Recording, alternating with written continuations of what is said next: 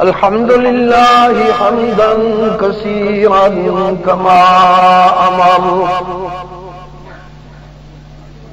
ونشهد أن لا إله إلا الله وحده لا شريك له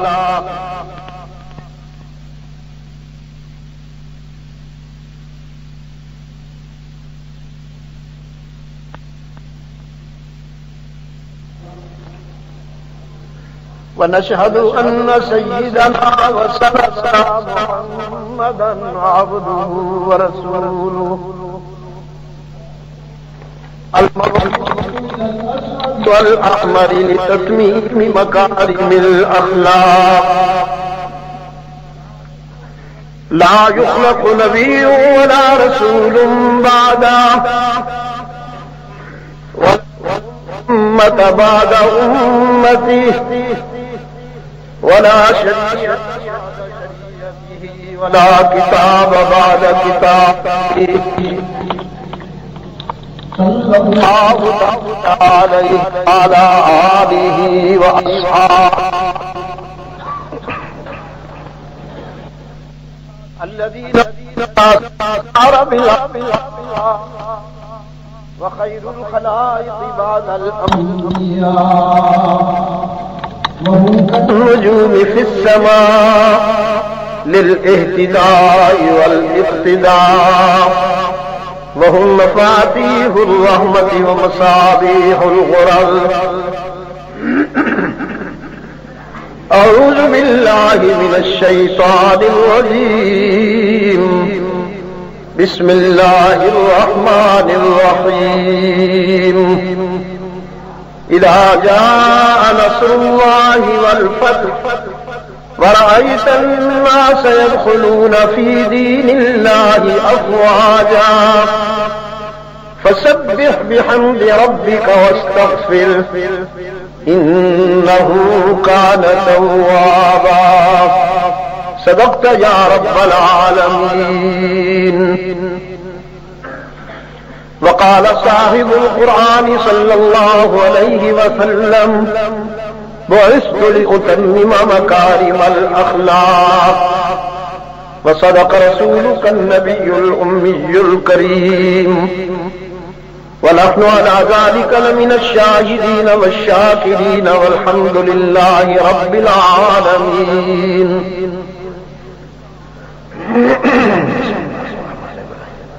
اللهم صل على محمد وعلى آل محمد كما صليت على إبراهيم وعلى آل إبراهيم إنك حميد مجيد.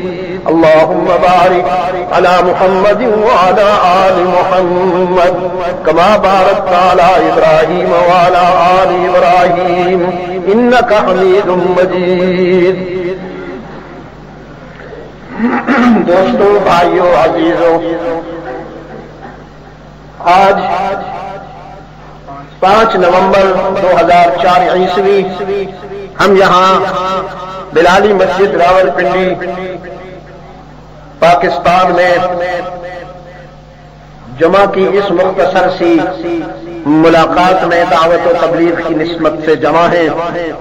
میرے عزیز نے تکلفاً میرا شکریہ ادا کیا، جبکہ اس کی کوئی ضرورت نہیں ہے. یہاں آنا میرا کوئی احسان نہیں ہے بلکہ میری ذمہ داری ہے.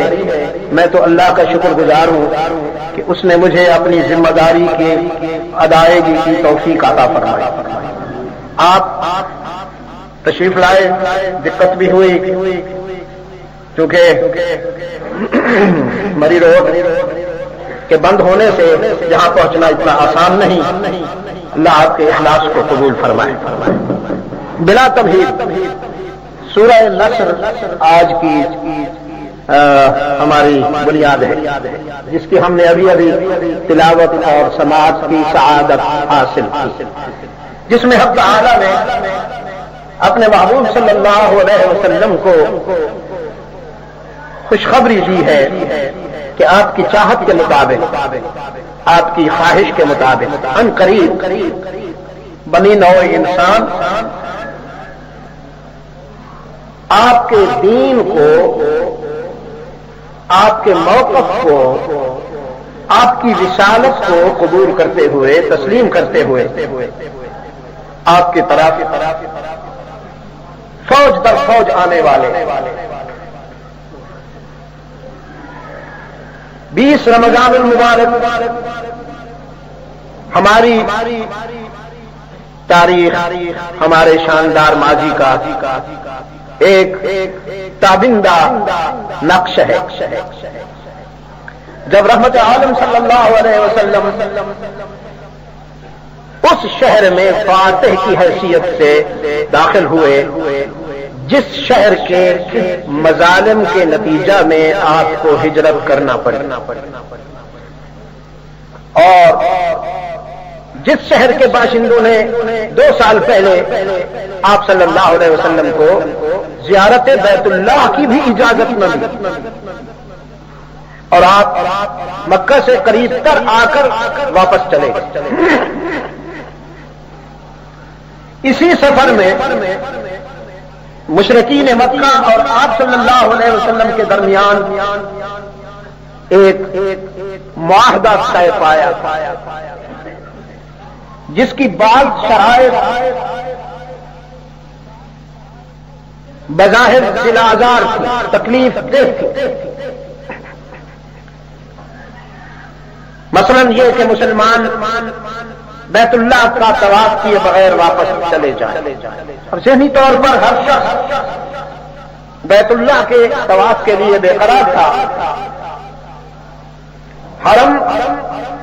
حرم شریف میں اور حدیبیہ جہاں آپ صلی اللہ علیہ وسلم کے رفقا تشریف فرما تھے، کوئی اتنا فاصلہ نہیں۔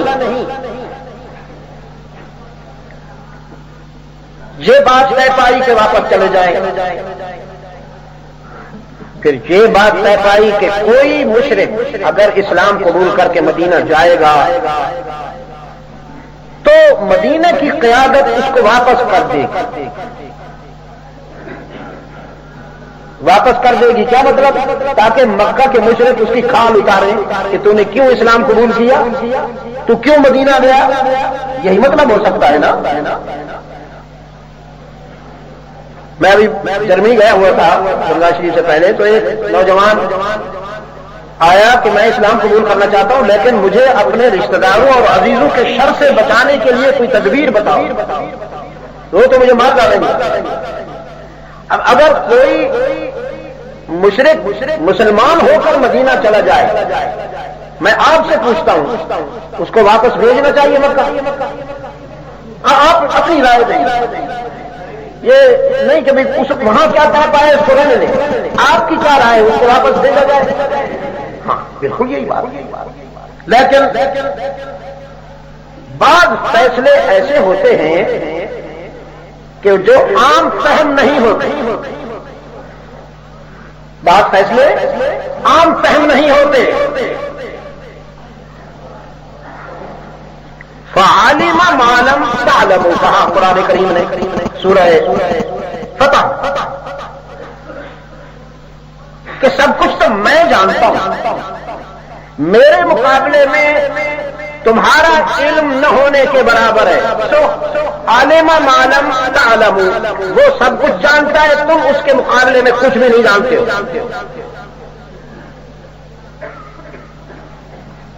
اچھا، اگر کوئی مشرک اسلام قبول کر کے مدینہ جائے گا تو اس کو واپس بھیج دیا جائے۔ آپ اگلی بات سنیے، لیکن اگر کوئی مسلمان خدا نخواستہ مرتد ہو کر مکہ آ جائے گا مدینہ کو چھوڑ کر، تو مکہ کی لیڈرشپ اس کو واپس نہیں بھیجے گی۔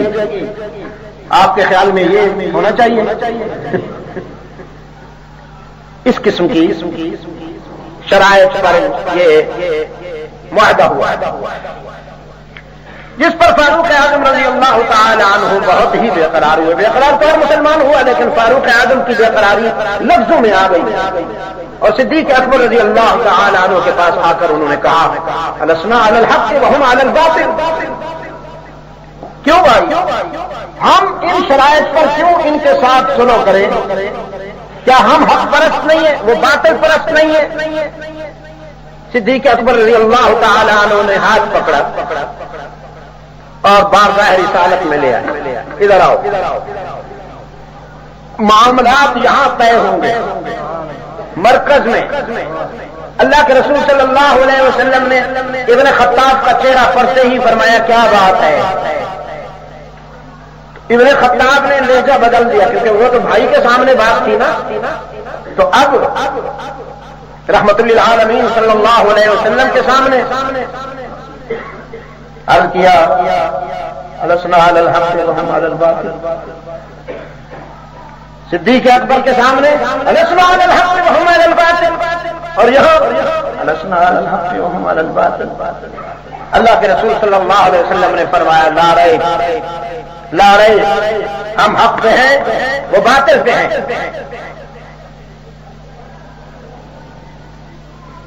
ابن خطاب یہ بتاؤ میں اللہ کا رسول ہوں کہ نہیں؟ عرض کیا اس میں کوئی شک نہیں ہے کہ آپ اللہ کے رسول ہیں. یہ کائنات کی سب سے بڑی سچائی ہے کہ آپ اللہ کے رسول ہیں. اس سے بڑی کوئی سچائی نہیں ہے. فرمایا تو پھر میرا اللہ مجھے نقصان نہیں پہنچنے دے گا. تمہاری سمجھ میں آئے یا نہ آئے، تم اس کو سمجھ سکو یا نہ سمجھ سکو، میرا اللہ مجھے نقصان نہیں پہنچنے دے گا. ابن خطاب سمجھ گئے کہ یہ جو کچھ ہو رہا ہے یہ مشیت ایزدی کے مطابق ہو رہا ہے. دو قبیلے تھے صدیوں سے ٹکرا رہے تھے آپس میں. ان کے عداوت کی تاریخ بڑی خوفناک ہے. بنو بکر اور بنو خزاع. کئی مرتبہ بنو خزاع نے بنو بکر کے لوگوں کو مارا، بنو بکر کے لوگوں نے بنو خزاع کے لوگوں کو مارا. ان کی متصادم عداوت چلی آ رہی تھی اور ایک بہت بڑا پس منظر تھا. اسی معاہدہ میں یہ بھی طے پایا کہ بنو بکر مشرکین کے ساتھی ہیں، اتحادی ہیں، اور بنو خزاع مسلمانوں کے اتحادی ہیں. طے پایا کہ آج کے بعد یہ دونوں قبیلے بھی ایک دوسرے پر ہاتھ نہیں اٹھائیں گے. سیز فائر ہو گیا. کچھ عرصہ گزرا، بنو بکر نے بدعہدی کرتے ہوئے مسلمانوں کے اتحادی قبیلہ بنو خزاع کے کچھ لوگوں کو مار ڈالا. مسلمانوں نے صبر کی. پھر کچھ عرصہ بعد مکہ مکرمہ سے قریب بلکہ مضافات میں بنو خزاع کے کچھ لوگ بیٹھے تھے. بنو بکر والوں نے حملہ کیا. وہ دوڑ کر بیت اللہ میں آ گئے، مطاف میں آ گئے کہ حرم کا خیال کریں گے. لیکن بنو بکر کے درندوں نے حرم میں بھی ان مظلوموں کو معاف نہ کیا. وہ کہتے رہے الہکم الہکم، خدا کا واسطہ اللہ کا نام مانو، کیا کرتے ہو؟ ان بدبختوں نے کہا لا الہ اليوم، آج کوئی الہ نہیں، آج کوئی خدا نہیں ہے، بس ہم ہیں سب کچھ، جو ہم چاہیں گے کریں گے.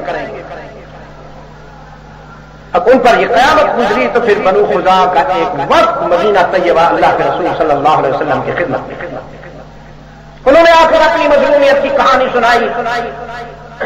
رسول اللہ صلی اللہ علیہ وسلم نے ایک سفارتی مشن مکہ بھیجا، مقتولوں کا خون بہا دیا جائے. بنو خزاع کے جو لوگ قتل ہوئے ان کا جرمانہ ادا کرو، قاتلوں کو ہمارے حوالے کیا جائے.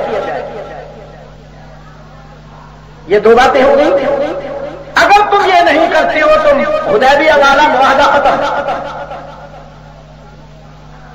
پھر جو تم کر سکتے ہو تم کرو، جو ہم کر سکتے ہیں ہم کریں گے. اس سفارتی مشن کا جواب مکہ والوں نے یہ دیا کہ ہمیں تیسری بات منظور ہے، یعنی معاہدہ ختم، اعلان جنگ. وہ وقت واپس ہوا تو ان کے جو بڑے تھے ان کی کھوپڑی میں بات آئی. کہنے لگے بدبختو، یہ وہی ہیں جنہوں نے بدر میں تمہاری طبیعت صاف کی، اعلان جنگ کرتے ہو، یہ تو خودکشی ہے. ابو سفیان نے کہا میں جا کے معاہدہ بحال کرتا ہوں. یہ دورہ مدینہ میں آیا. صدیق اکبر سے کہا سفارش کرو، فاروق اعظم سے کہا سفارش کرو، ذوالنورین سے کہا تم سفارش کرو بارگاہ رسالت میں، سیدنا علی سے کہا، سب نے کہا نہ بابا تو سٹیا گیا ہے، ایسے معاملات بڑے حساس ہوتے ہیں، ہم اللہ کے رسول صلی اللہ علیہ وسلم کی خدمت میں اس زمن میں کچھ نہیں کہیں گے۔ حسنین کریمین کے پاس گیا کہ تم ہو تو بچے لیکن کم سن ہونے کے باوجود کم نظر نہیں ہو۔ سنو سال کا تعلق، یہ بلوغت کا تعلق، بلاغت فکر و نظر جو ہے اس کا تعلق سنو سال سے نہیں ہے، اس کا تعلق اللہ کے کرم سے۔ کچھ لوگ لڑکپن میں بالغ، بچپن میں بالغ ہوتے ہیں، اور ابو جہل جیسے 70 سال میں پہنچ کے بھی بالغ نہیں بنتے۔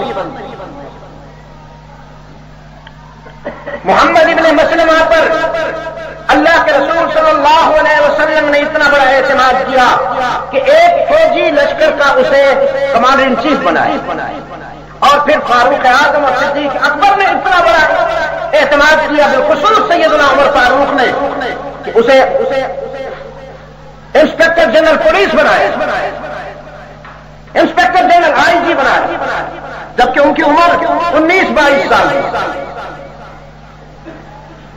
تو حسنین کریمین نے فرمایا ہم اپنے نانا کو اس حوالے سے کچھ نہیں کہیں۔ خیال آیا میری تو بیٹی اللہ کے رسول کے گھر میں ہے، میں بھی عجیب بے وقوف ہوں، ادھر ادھر بھاگتا پھرتا ہوں، ام حبیبہ کے پاس کیوں نہ چلا جاؤں؟ تو سیدہ ام حبیبہ ام المومنین سیدہ ام حبیبہ کے حجرہ میں آیا،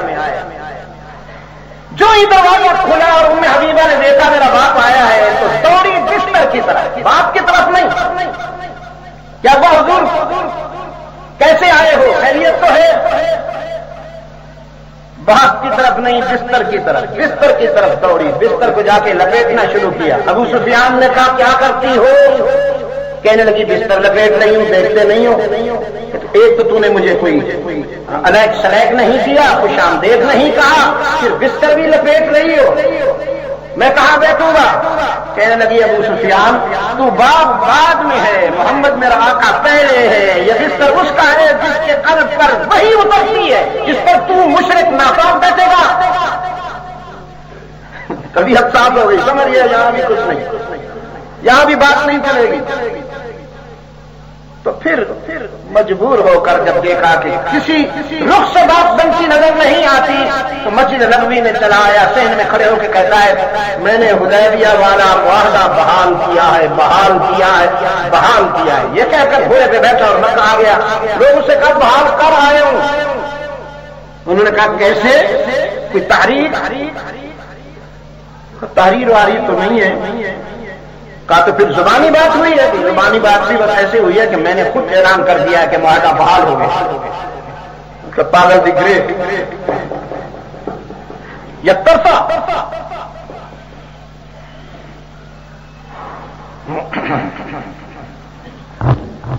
اللہ کے رسول صلی اللہ علیہ وسلم نے اپنے خدام کو تیاری کا اشارہ دے دیا۔ 10,000 کرسیوں کا لشکر تیار ہوا اور 10 رمضان المبارک کو رحمت عالم روانہ ہوئے، 10 رمضان المبارک کو روانہ ہوئے۔ آپ مجھے بتائیں وہ طبقہ، وہ لوگ جو انسانوں کو زندہ نہیں رہنے دیتے،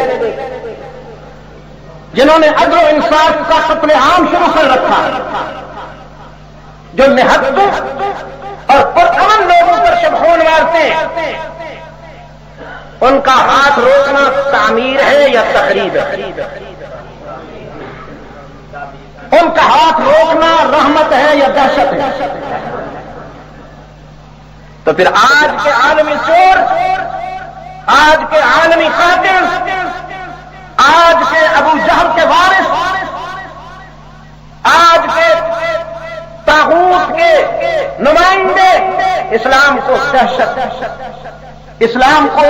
دہشت کا دین کہتے ہوئے نہیں شرماتے، جن کی اپنی آستینیں انسانی خون سے رنگین ہیں۔ رحمت عالم صلی اللہ علیہ وسلم اس تعمیری سفر پر روانہ ہوئے. بنت پڑ گئی. ابو سفیان ویسے بڑا ذہین آدمی تھا، بعد میں جب مسلمان ہوا تو پھر اس کی صلاحیتیں سامنے. آدمی بہت ذہین تھا، معاملہ فہم تھا دوسروں کے مقابلے میں. اسے بھنک پڑ گئی. وہ مکہ سے روانہ ہوا تو ایک جگہ ہے مر الزہران، جہاں رحمت عالم صلی اللہ علیہ وسلم نے پڑاؤ کر رکھا تھا. یہ عشاء کے قریب پہنچا، عشاء کے بعد. اس کے ساتھ 2 مشرک اور تھے. 10,000 مجاہدین نے شمع جلا رکھی تھی، آگ جلا رکھی تھی. رات کے وقت اتنی بڑی تعداد میں لوگ جب آگ جلا رہے تو یہ اندازہ نہیں کیا جا سکتا کہ یہ تعداد میں کتنے ہوں گے. ابو سفیان نے اپنے ساتھیوں سے پوچھا یہ کون ہے؟ انہوں نے کہا بنو خزاعہ کے لوگ تو نہیں ہیں، کیونکہ ان کے اوپر زیادتی ہوئی تھی. اس نے ایک کو تھپڑ مارا، جس نے یہ بات کہی تھی اس کو تھپڑ مارا. کہ بنو خزاعہ والے اتنے ہیں، اتنی تعداد میں ہو گئے. چھوٹا سا قبیلہ ہے، یہ تو پتہ نہیں لاکھوں لوگ ہیں. ابھی یہ باتیں ہو رہی تھی کہ حضور اکرم صلی اللہ علیہ وسلم کے محترم چچا حضرت عباس ابن عبد المطلب رحمت عالم والے گھوڑے پر سوار ہو کر آ گئے اور ان کی نظر ابو سفیان پہ پڑی. ابو سفیان کو کہنے لگے اوہ تو یہاں آ گیا ہے، گیدڑ پہ جب موت آتی ہے تو شہر کا رخ کرتا ہے. ادھر اپنے ساتھ بٹھا لیا. اپنے خیمے کی طرف جاتے ہوئے راستے میں فاروق اعظم کا خیمہ تھا. ابن خطاب نے دیکھا کہ اسلام اور مسلمانوں کا بدترین دشمن یہاں ہمارے خیمے کے درمیان. انہوں نے تلوار پہ ہاتھ مارا. حضرت عباس نے گھوڑے کو ایڑی لگائی، تیز بھاگا. رحمت عالم صلی اللہ علیہ وسلم کے خیمے کے سامنے پہنچا. یہ بھی پہنچے اور پیچھے سے ابن خطاب بھی. اللہ کے رسول صلی اللہ علیہ وسلم کے ہاں حضرت عباس نے پہنچ کے کہا اللہ کے رسول یہ ابو سفیان ہے، میں اس کو آرام دے چکا ہوں. ابن خطاب رضی اللہ تعالی عنہ کی نگاہیں پوچھ رہی تھیں اللہ کے رسول اجازت ہے، جو ہونا چاہیے وہ کروں؟ رحمت عالم نے فرمایا نہیں، کیونکہ یہ عباس کی امان میں آ چکا ہے، انہوں نے ذمہ لیا ہوا ہے اور مسلمان کبھی امانت میں خیانت کا سوچ بھی نہیں سکتا. اللہ کے رسول صلی اللہ علیہ وسلم نے فرمایا حضرت عباس سے اس کو ذرا سمجھائیے گا، یہ آپ کے ساتھ رات گزارے گا، سمجھائیے گا. باتیں ہوتی رہی. ابو سفیان کہنے لگا محمد کی شرافت پر بھی مجھے یقین ہے، محمد کی امانت اور دیانت پر بھی مجھے یقین ہے. میں قسم کھا سکتا ہوں، لات و منات اور عزا و حبل کی قسم کھاتا ہوں کہ محمد جیسا امین، محمد جیسا شریف، محمد جیسا سچا انسان میں نے نہیں دیکھا. لیکن ان کی رسالت پر مجھے شرح صدر نہیں ہے، میرا دل مطمئن نہیں ہو رہا. حضرت عباس نے فرمایا تیرا دل تجھے مروائے گا، تیرا دل تجھے مروائے گا. جس طرح رحمت عالم کی صداقت بے داغ ہے، جس طرح رحمت عالم کی دیانت بے داغ ہے، جس طرح رحمت عالم کی شرافت بے داغ ہے، اسی طرح محمد کی رسالت بھی بے داغ ہے. مان لے. اچھا پھر مجھے تھوڑا سا وقت دینا سوچو. آپ صلی اللہ علیہ وسلم روانہ ہوئے اور مکہ سے قریب جا کر حضرت عباس سے کہا اس کو لے جاؤ، ذرا پہاڑی کی بلندی پر کھڑا کر دو، تم دونوں نیچے سے مسلمان گزریں گے، اس سے اندازہ ہو کہ یہ فاتح کیسے ہے. تو مدبر آدمی ہے، تو بہت پرانا اور ذہین آدمی ہے، ذرا دیکھے آج کے فاتح کیسے ہے. اب رحمت عالم صلی اللہ علیہ وسلم کے صحابہ مجاہدین اسلام بڑے نظم و ضبط کے ساتھ چلے گئے. مسلمان کی خوبی ہے نظم و ضبط، اللہ آپ کو عطا فرمائے. لیکن جو منظر میں دیکھتا رہتا ہوں میرا دل خون کے آنسو ہوتا رہتا ہے. کہیں کوئی فاٹک کراس کرنا ہو، کہیں کوئی اشارہ، دونوں طرف سے ٹریفک ایک دوسرے کا راستہ خود روکتے ہیں، لا الہ الا اللہ، اور اشارہ کھل جاتا ہے، یہ پھنسے کھڑے ہوتے ہیں، اس لیے کہ ان کا راستہ انہوں نے روک رکھا ہے، ان کا راستہ انہوں نے روکا، تو جو ٹریفک 2 منٹ میں صاف ہو سکتا تھا وہ پھر کھڑا ہے۔ نظم مسلمان کو خوبی تھی، اور 5 نمازوں میں اللہ چاہتا ہے کہ آؤ اور نظم سیکھو، ورنہ ذکر اللہ تو گھر میں ہو سکتا، آپ کو مسجد میں کیوں بلایا گیا ہے؟ اور اتنی تاکید سے بلایا گیا ہے کہ اگر کوئی مسجد کے بجائے گھر میں نماز پڑھتا ہے تو اللہ کے رسول نے فرمایا میرا دل کرتا ہے کہ میں اس کے گھر کو جلا ڈالوں۔ اتنی اہمیت اس لیے دی گئی ہے کہ آپ جب یہاں آئیں گے تو آپ کا ایک تو سوشل کنٹیکٹ مستحکم ہوگا، آپ کے روابط میں استحکام آئے گا، اور پھر نظم و ضبط ہوگا۔ آپ صلی اللہ علیہ وسلم نے فرمایا امام سے پہلے اگر کوئی سجدے میں چلا جائے، یعنی امام کے سجدے سے پہلے اگر کوئی سجدے میں چلا گیا ہے تو اللہ کے رسول نے فرمایا حشر میں وہ گدھے کا سر ہوگا۔ نماز ایک مستقل ٹریننگ ہے، مستقل تربیت ہے، جو ہمیں ایک اچھا انسان بناتی ہے، جو ہمیں نظم سکھاتی ہے، ڈسپلن سکھاتی ہے۔ ایک ساتھ پڑھتے تو باجماعت تھے، لیکن رکوع میں بھی پہلے، سجدوں میں بھی پہلے۔ اس کو پکڑ کے کہا گیا کہ میاں امام کے پیچھے نماز پڑھتے ہو، ابتدا ایسی ہوتی ہے؟ وہ کہتے ہیں چھوڑ یار، میں اس مولوی میں جان نہیں، میں اس کو دیکھ کے سجدے کر لیتا، بس ٹھیک ہے سب کچھ کھڑا ہو جانا، ورنہ اپنی مرضی کے سجدے بھی کر سکتے رہو، اس مولوی میں جاننا ہے تنخواہ سے ایسی دینے ہیں۔ لا الہ الا اللہ، نہ یہ غلط۔ مولوی صاحب کو نہیں دیکھنا، جس جگہ پر وہ کھڑا ہے اور جو کچھ وہ کر رہا ہے اس کو دیکھ۔ بڑے نظم و ضبط کے ساتھ قافلے گزر رہے ہیں، ابو سفیان کہتا ہے یا عباس لقد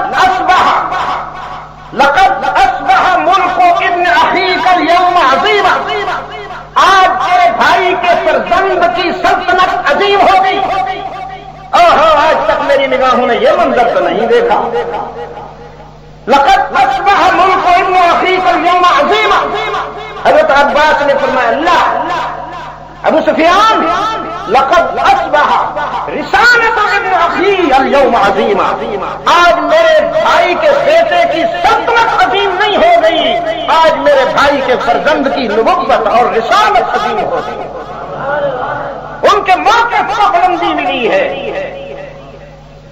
اتنے میں انصار گزرے، بنو خزرج گزرے، ان کا امیر تھا حضرت سعد بن عبادہ رضی اللہ تعالی عنہ۔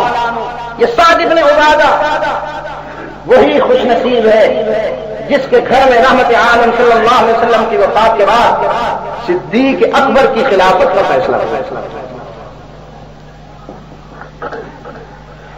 بنو ثقیفہ میں پہلی مرتبہ جب گیا ہوں حرمین شریفین کے لیے 1979 میں، تو حضرت سعد بن عبادہ کا گھر اس وقت موجود، اب تو ختم ہو گیا۔ یہاں جہاں یہ خندق اخضر ہے، گرین پیلس، یہ بڑے بڑے ہوٹل بنا دیے گئے ہیں، اسی جگہ تھا۔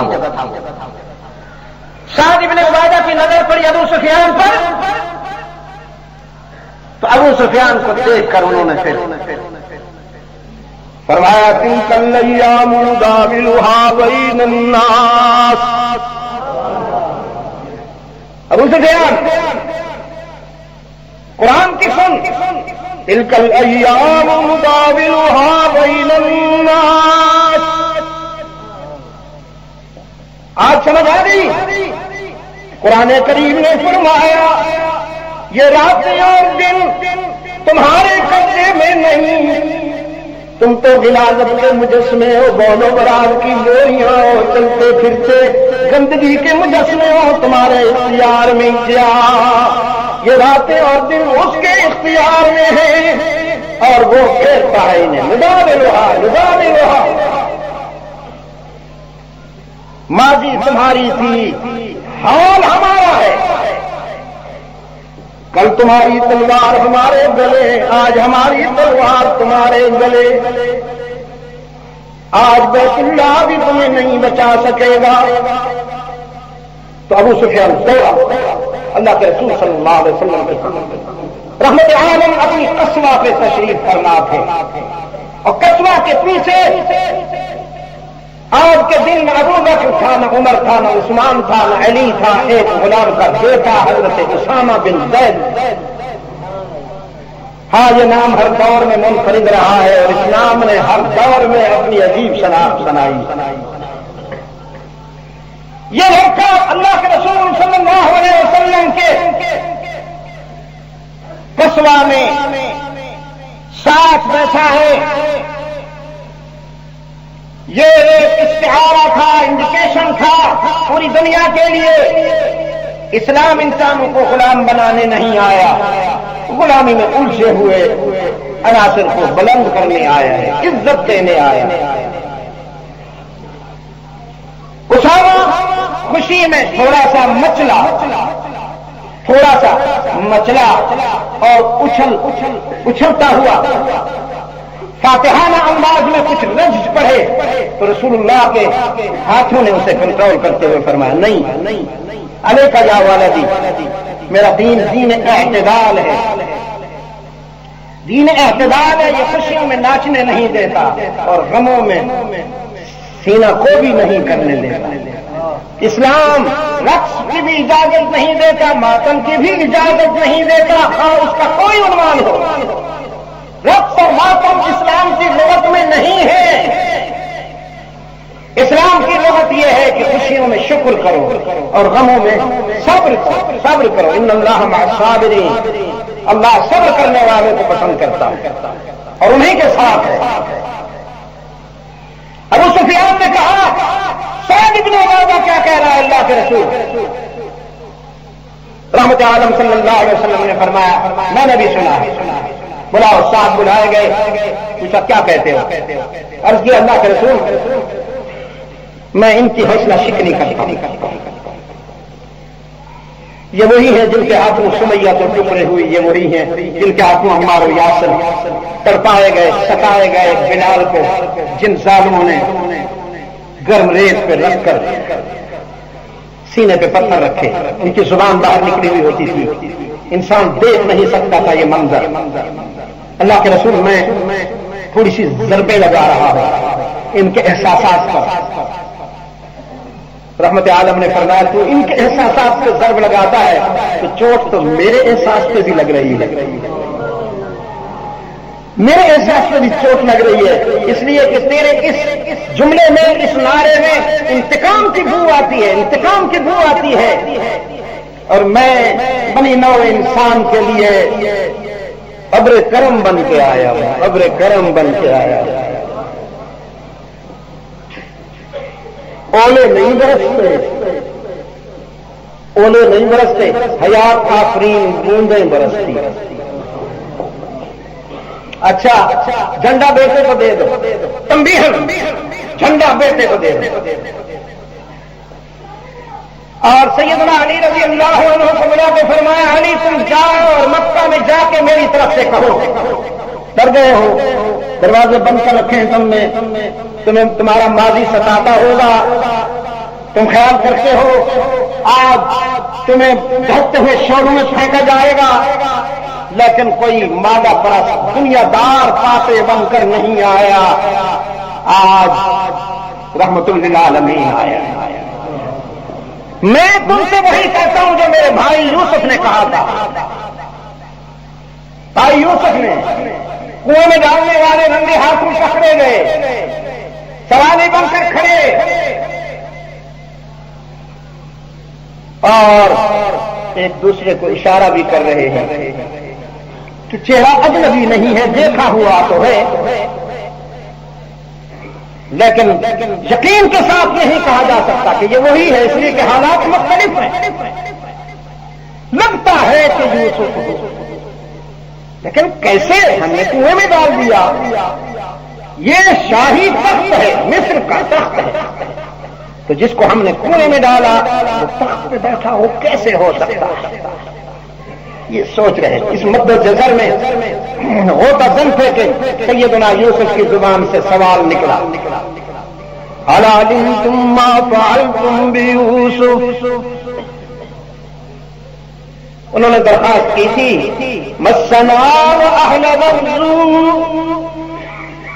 عزیز مصر ہم قحط زدہ لوگ ہیں, مشکلات میں پھنس گئے. مسنا واهلنا الضر, ہم فاقے کر رہے ہیں, ہمارا خاندان فاقے کر رہا ہے, کئی دن تک ہمارے چولہے گرم نہیں ہوتے. وجدنا ببضاعة مزجاة, اور غلہ خریدنے کے لیے ہم کوئی قابل ذکر سرمایہ بھی نہیں لائے, لہذا فتصدق علینا, بس مہربانی کیجیے, احسان کیجیے. ان اللہ یجزی المتصدقین,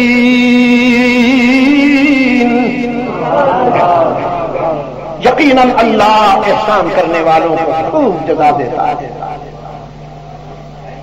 تو سیدنا یوسف نے فرمایا دینے لینے کی بات بعد میں ہوگی, پہلے بتاؤ هل علمتم ما فعلتم بيوسف, تم نے جو کچھ یوسف کے ساتھ کیا تھا یاد ہے کہ نہیں؟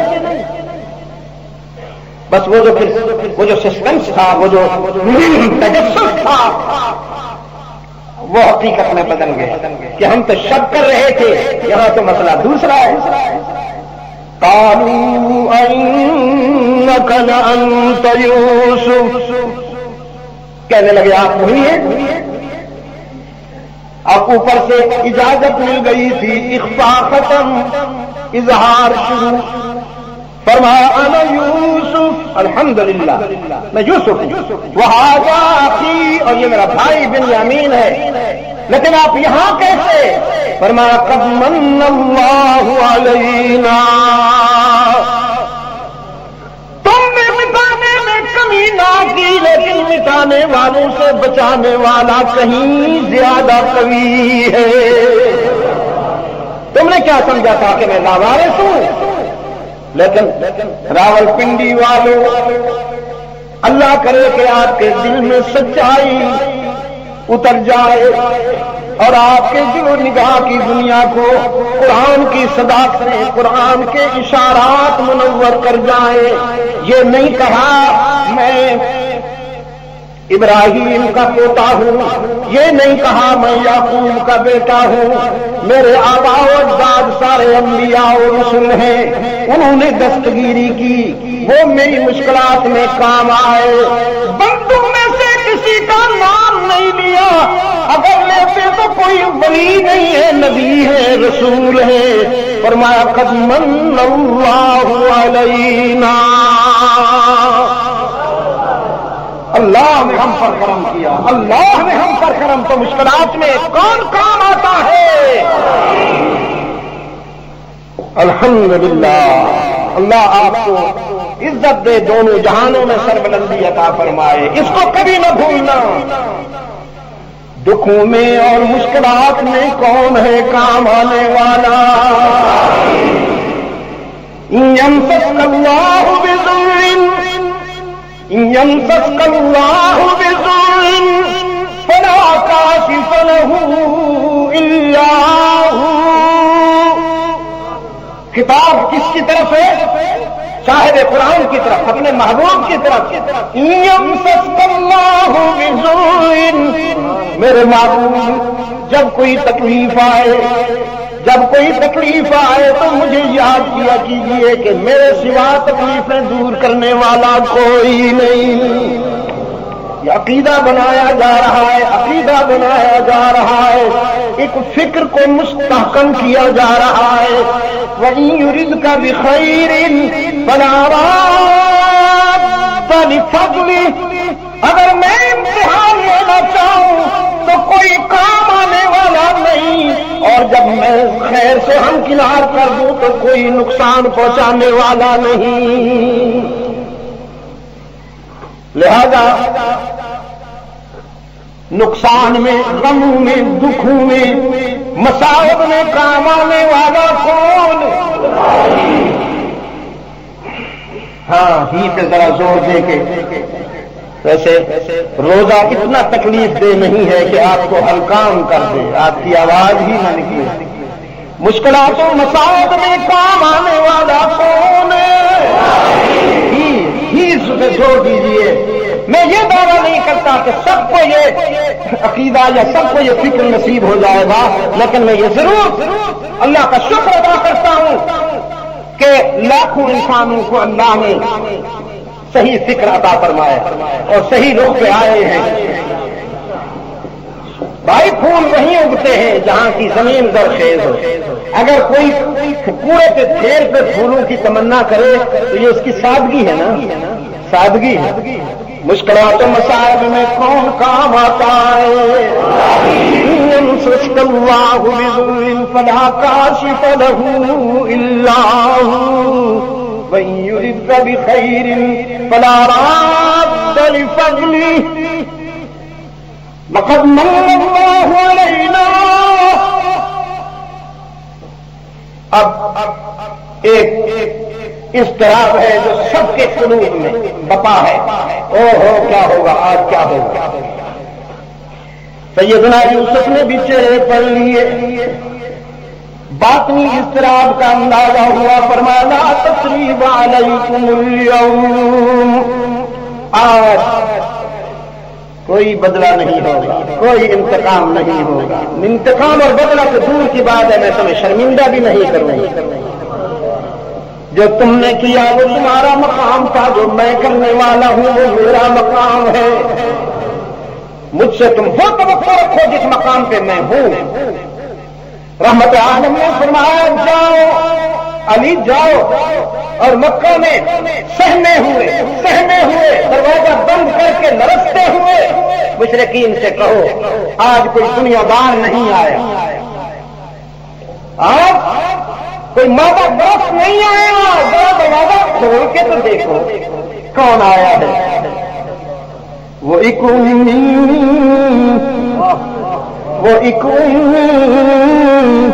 کہ ہر دانش کو چمکاتا ہوا آیا.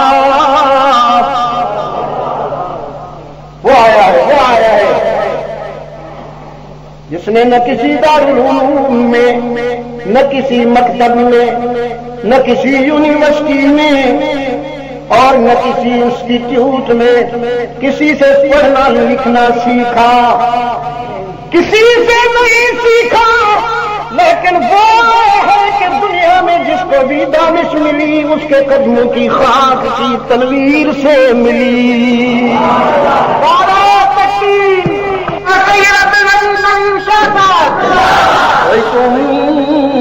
کہ ہر دانش کو چمکاتا ہوا آیا،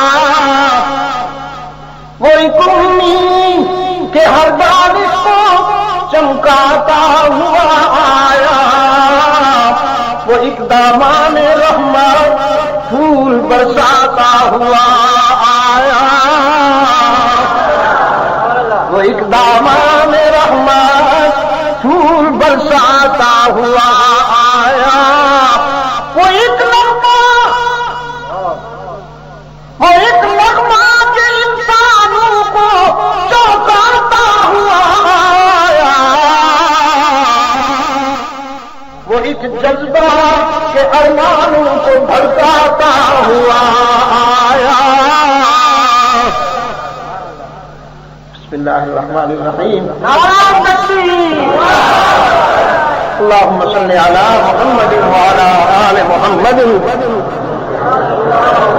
كما صليت على إبراهيم وعلى آل إبراهيم إنك حميد مجيد. اللهم بارك على محمد وعلى آل محمد كما باركت على إبراهيم وعلى آل إبراهيم إنك حميد مجيد. وہ ایک جذبہ کہ ارمانوں کو بھڑکاتا ہوا آیا. وہ ایک نرمی کہ سنگ و خشت کے سینے میں جا اتری. نرمی کے سنگ و خشتے سینے میں جا اتری، وہ ایک شیشہ کہ ہر پتھر سے ٹکراتا ہوا آیا، وہ ایک شیشہ صلی اللہ علیہ وسلم صلی اللہ علیہ وسلم الف الف مرۃ بعدد كل ذرة كما تحب وترضى، وہ ایک شیشہ کہ ہر پتھر سے ٹکراتا ہوا آیا، وہ ایک عظمت کے مظلوموں کے چہرے پر دمک اٹھی،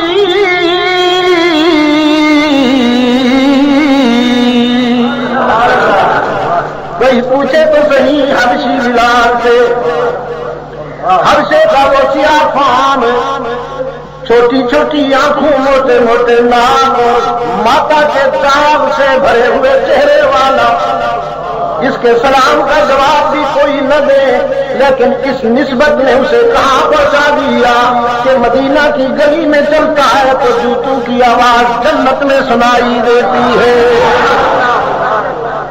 وہ ایک کوئی پوچھے نا شرما سے،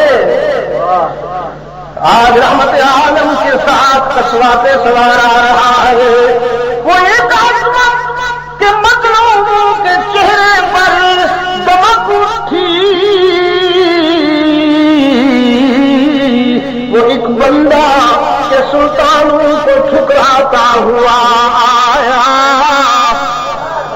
وہ ایک بندہ کہ سلطانوں کو ٹھکراتا ہوا آیا، وہ ایک مستی،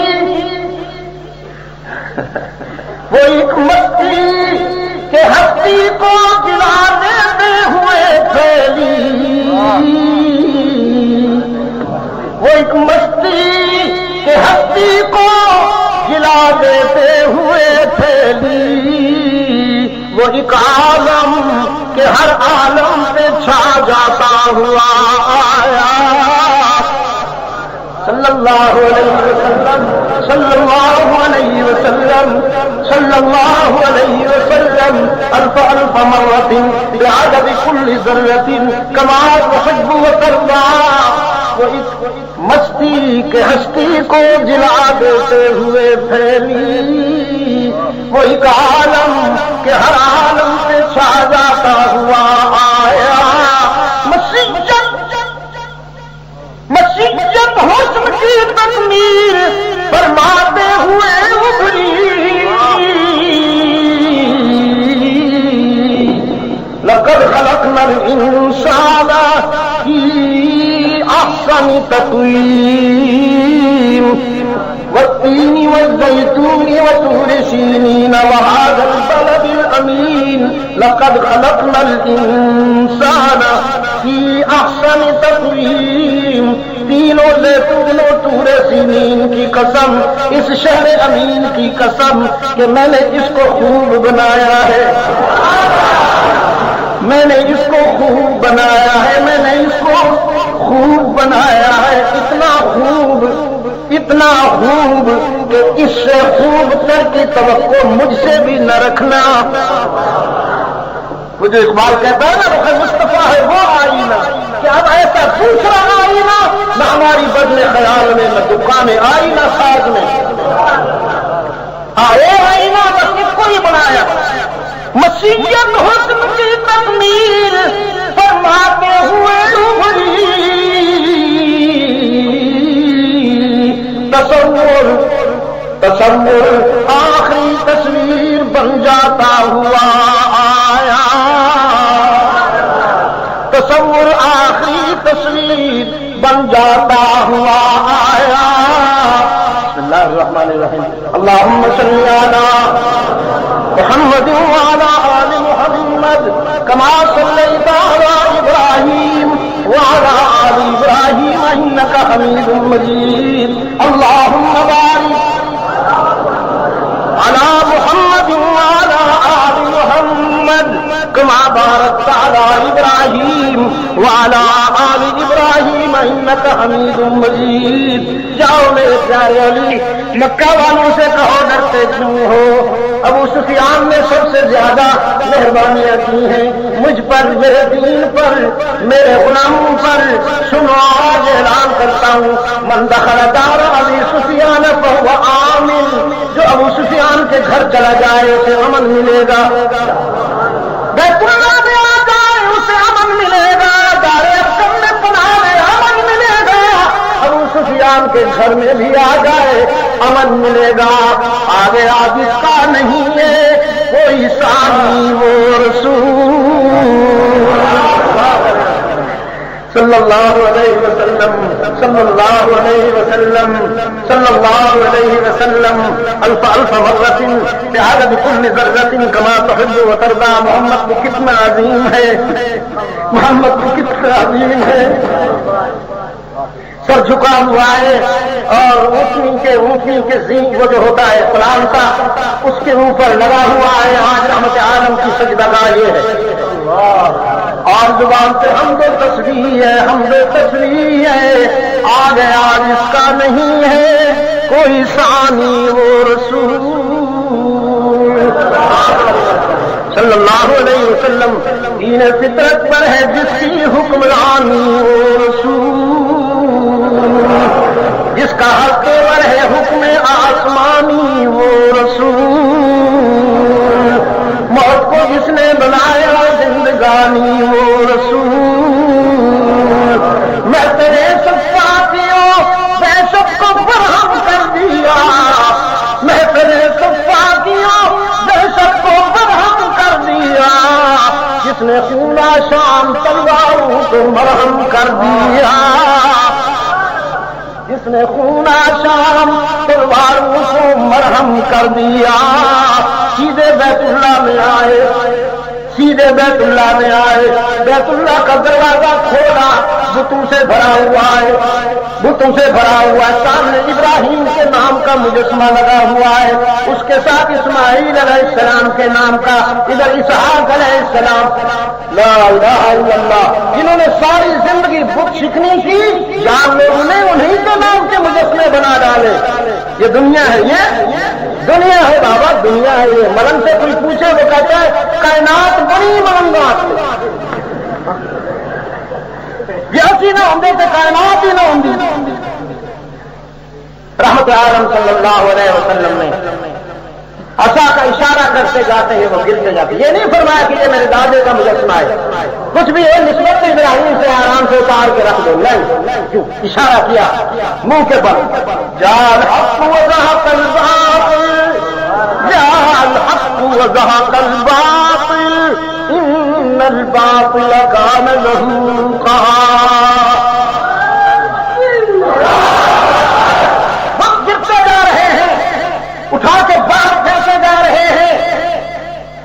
جب بتوں سے بیت اللہ کو صاف فرما دیا تو فرمایا تب باہر چلے جاؤ، میں اپنے تنہا معبود کے حضور تنہا سجدہ ریز ہونا چاہتا ہوں، میں اپنے اکیلے معبود کے حضور اکیلا سجدہ ریز ہونا چاہتا ہوں۔ بیت اللہ میں نوافل ادا کی اور اللہ کی عبادت کا ٹوٹا ہوا سلسلہ حمد و تسبیح سے بحال کیا۔ وہ نوافل کیا تھی؟ عجز و تواضع اور انکسار کا سیلاب، آنسو کا سیلاب۔ پھر آپ صلی اللہ علیہ وسلم بیت اللہ کے دروازے کے تشریف لائے، ملتزم پر تشریف لائے تو ایک ہاتھ اس طرف اور ایک ہاتھ اس طرف آتے۔ جانتے ہو کیا کہا میرے آقا نے؟ جانتے ہو؟ اچھا نہیں جانتے، اب میں بتاتا ہوں، یاد رکھو گے؟ اللہ تو چاہتا ہے تم بتاؤ، انشاءاللہ ہر بات پر نہیں، اللہ تو چاہتا ہے کہ یہ باتیں تمہیں کبھی بھولنے نہ پائیں، اس نے حکم دیا ہوا ہے، تم بتاؤ، یاد رکھو گے؟ ہاں انشاءاللہ یاد رہے گا۔ دونوں مبارک ہاتھ بیت اللہ کے دروازے پہ یوں رکھ کے فرمایا، لا الہ الا اللہ وحدہ لا شریک لہ۔ یہ ہے وہ موٹو، یہ ہے وہ سلوگن، کمبائن سلوگن جو چلا آ رہا ہے سیدنا آدم سے، لا الہ الا اللہ وحدہ لا شریک لہ، کوئی معبود نہیں، حکمرانی اسی کی، بادشاہت اسی کی، اس کی بادشاہت میں کوئی شریک نہیں، حکمراں ہے ایک وہی، باقی بتانے آدری لا الہ الا اللہ وحدہ لا شریک لہ صدق وعدہ، اس نے اپنا وعدہ سچا کیا، نصر عبدہ، اس نے اپنے بندے کی مدد کی، وہدم الاحزاب وحدہ، تے کفر دے سارے لشکراں دا کھانا خراب کیتا کلے نے، بغیر کسی اتحادی دے، وہدم الاحزاب وحدہ۔ پھر آپ صلی اللہ علیہ وسلم نے خطبہ ارشاد فرمایا، گھڑی خطرناک رفتار سے آگے بڑھ رہی ہے، میں خطبہ بیان کرنے لگوں تو پھر یہ 4-5 منٹ اسی پہ ختم ہو جائیں گے۔ بلال سے فرمایا ہاں میرے حبشی آج اذان کا عرض کیا کہاں کہوں اللہ کے رسول، اس وقت یہ تو اب تو آپ وہاں جاتے ہیں ایک عجیب منظر ہوتا ہے، اس وقت تو صرف یہی بس بیت اللہ شریف کی 4 دیواری تھی اور کچا مطاف، الحمدللہ میں نے بھی پہلا طواف کچے مطاف میں کیا، اس مطاف میں جو لذت تھی اب وہ اینٹوں والے میں کہاں سے لاؤں۔ اقبال اس لیے کہتا ہے میں جو مجھے نہیں آتا وہ بتانا،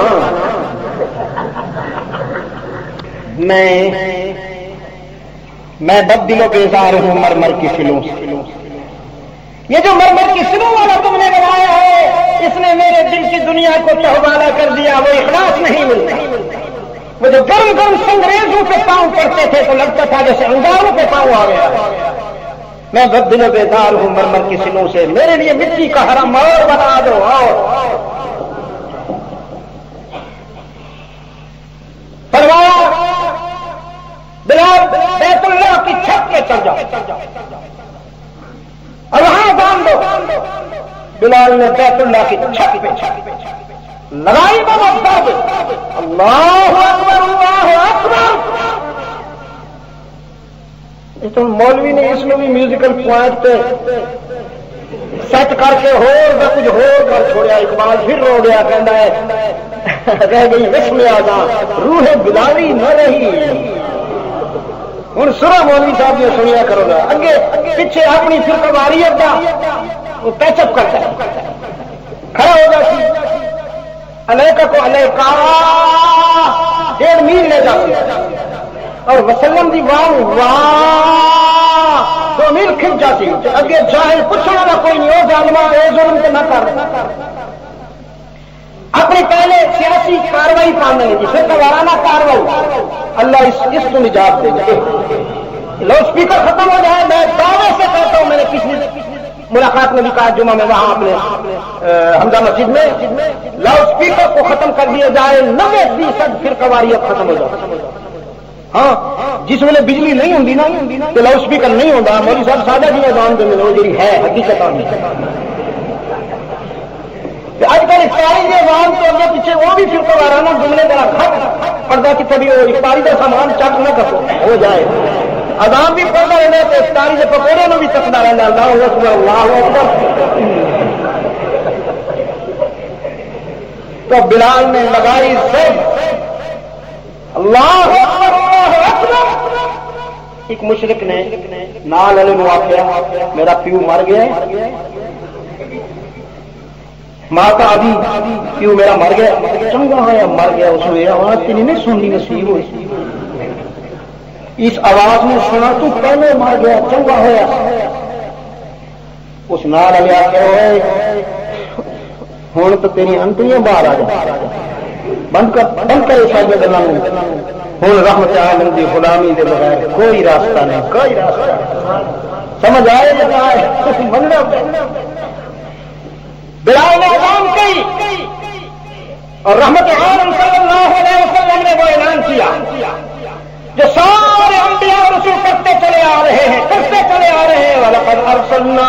إلى قومه، ہم نے نوح کو اس کی قوم کی طرف بھیجا. قال يا قوم، انہوں نے اپنی قوم کو پکارا، خطاب کیا. کیا کہا؟ اعبدوا اللہ، اللہ ہی کی عبادت کرو. ما لکم من الہ غیر، اس کے سوا تمہارے لیے کوئی الہ نہیں. وَإِلَىٰ مَدْيَنَ أَخَاهُمْ شُعَيْبًا، اور مدین والوں کی طرف ہم نے ان کا بھائی شعیب بھیجا.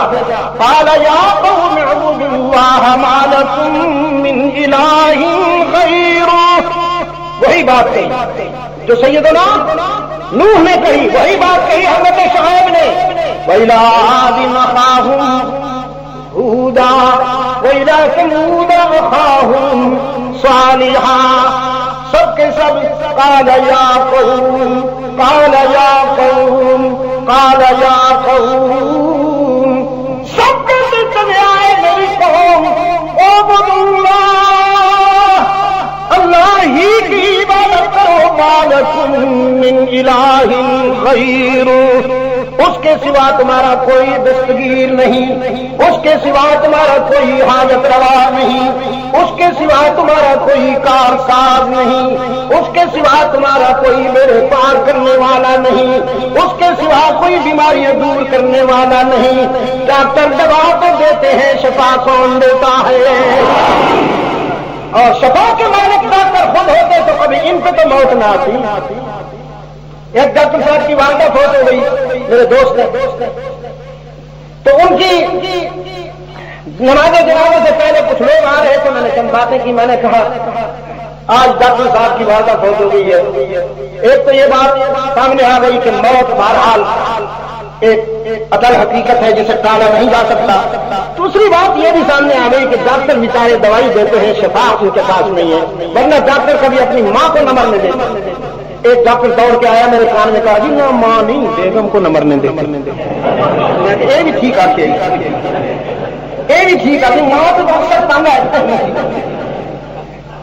کیوں تو نہیں تنگ ہے؟ پین خیر لال نوجوان ماشاء اللہ، بڑے نمک لال نوجوان ہیں، بڑے نمک حلال. کہنے نہ مردہ نہ چاہتا ہی خالی کر دا. دوا ڈاکٹر دیتا ہے، حکیم دیتا ہے، شفا اللہ کے ہاں، اللہ کے ہاں، ورنہ کوئی دوا اثر نہیں کرتی. جعلی نوش ماہر تھا اسحال کا، اسحال لگے اور اسحال کے مرض میں مرا.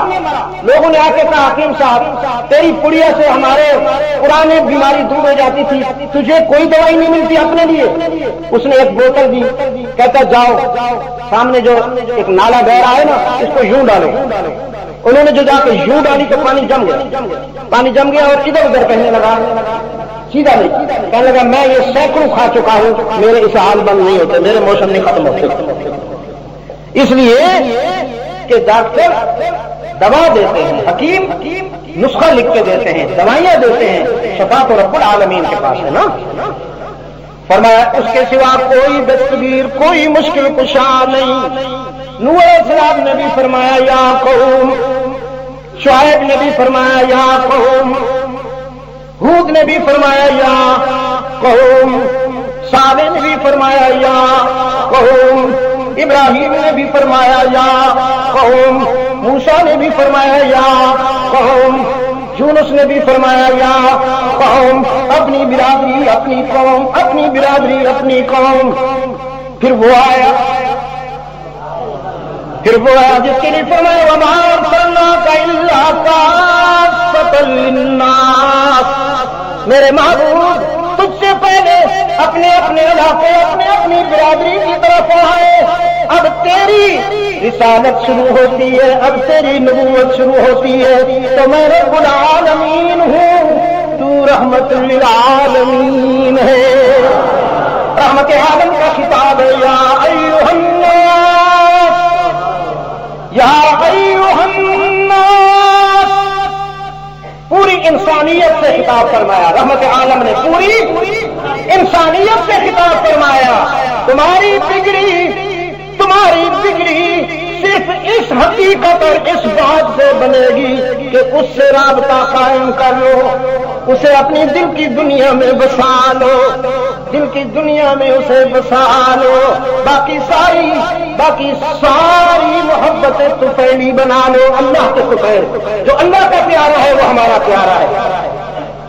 خواہشات کے بتخانے کو پاک کر دو، اللہ کے لیے اسے تنہا کر دو، پھر اس کی محبت کو بسا لو۔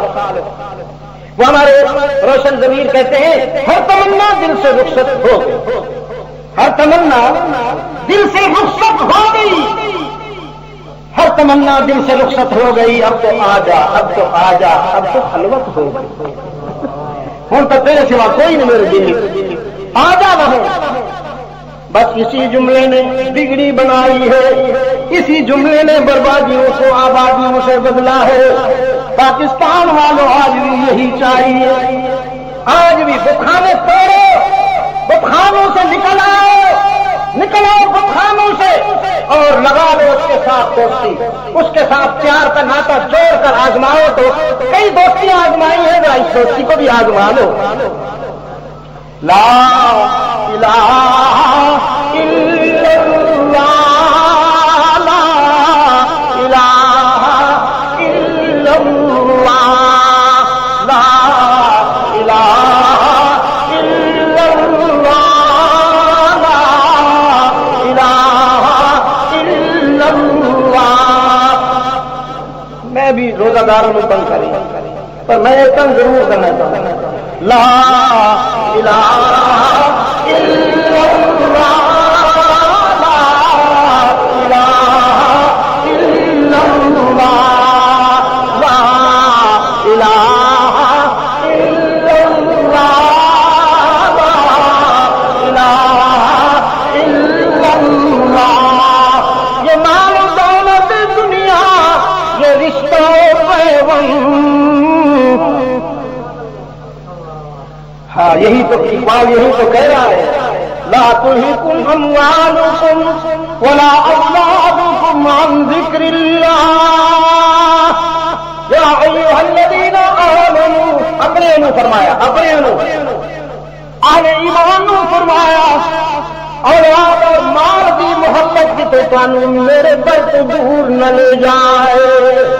یہ مال و دولت دنیا، یہ رشتہ پیوند، بتانے وہم و گما، یہ تو ساری خیالی پوچھن، بتانے وہم و گما، لا الہ الا اللہ، لا الہ الا اللہ، لا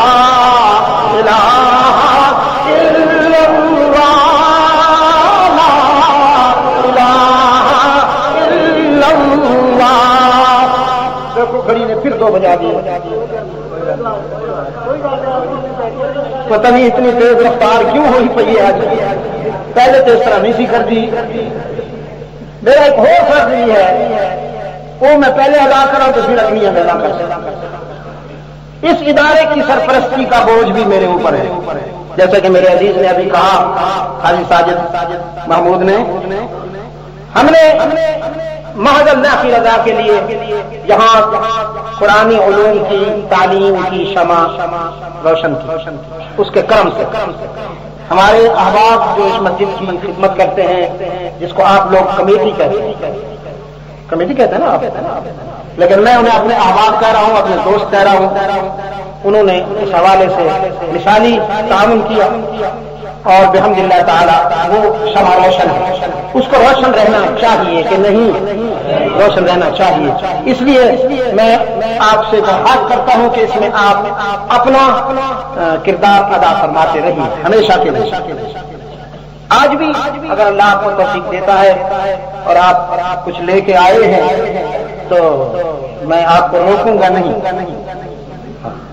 اس عمل خیر میں اگر آپ حصہ لینا چاہیں تو میں آپ کو روکوں گا نہیں۔ سب سے پہلے میں دیکھتا ہوں میرے پاس کیا ہے، چلو یہ 2 میں دے رہا ہوں، 5 دوں گا انشاءاللہ العزیز۔ یہ اس سے ابتدا کرتا ہوں، کوئی دوست میری تقلید کریں اگر مقلدین حضرات بیٹھے ہیں تو تقلید کریں، یہ کام ہم اللہ کے نام سے تھوڑا سا کر لیں تو پھر آگے بڑھیں۔ ہاں یہی میرے پاس لیا، آپ کے پاس کون جائے؟ آپ اٹھیں اور میرے پاس، ایک تو یہ کہ قربانی دیں، دوسرا یہ کہ چل کے بھی آئیں، مگر بتائیے گا اگر یہ فطرے کے حوالے سے ہوں، جزاکم اللہ خیر، یہ ہمارے عزیز ادھر سے ہی آئے ہوئے ہیں، اگر فطرے کے حوالے سے ہوں تو بتا دینا بھائی یہ کس مت میں ہے بھائی، تجھے بھی نہیں بتایا ہوگا بزرگوں، یہ آیا ہے کس مت میں ہے؟ عطیہ ہے، صدقات ہے، صدقات ہے، کیا ہے؟ جو نہیں بولتا وہ عطیہ ہے پھر، ہاں فطرانہ لے کر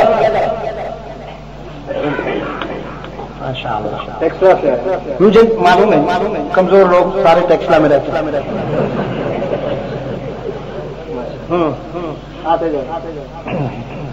جزاکم اللہ خیر، مجھے مانگنا نہیں آتا میاں، میں آپ کو بتاؤں آپ سے زیادہ مجھے کون جانتا ہے، اللہ قبول فرمائے، لیکن آپ کو دینا تو آتا ہے، مجھے مانگنا نہیں آتا، اللہ قبول فرمائے، خوب قبول، فطرانہ علیحدہ رکھا اس کو نیچے پھینک دیا، فطرانے کو نیچے بعد میں اٹھا لیں گے،